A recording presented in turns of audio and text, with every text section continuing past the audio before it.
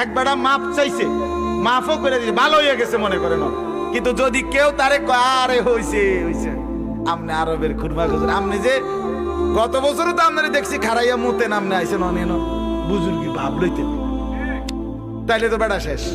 ঠিক কিনা? লজ্জিত হইল, বেটা ভালো হয়েছে ঠিক, কিন্তু আরে বাপরে আজি সাহ, হ্যাঁ এদিনও দেখছি সুদের টিয়া গনে বেটা আজি সাহ। এমন কথা বলে কিনা দুনিয়া? এটা বলে কি বললো? লজ্জা দিল, কি দিল বলেন না কেন? না হয়তো চাচা হজ করছে, উমরা করছে, তওবা করছে, ভালো হয়েছে ঠিকই, সব ছেড়ে দিছে, কিন্তু পিছনের কথার কারণে যদি লজ্জা দেয়, এটা কি লজ্জা কিনা বলেন না কেন? আল্লাহ বলে বন্ধু, যদি 90 বছরের গুনাহ আমি মাফ করে দেই, তাহলে কবর থেকে নিয়ে জান্নাত পর্যন্ত আমার কোন ফেরেশতা আমার তওবাকারী বান্দাকে 1 সেকেন্ডের জন্য পেছনের কথা বলে লজ্জা দিবে না।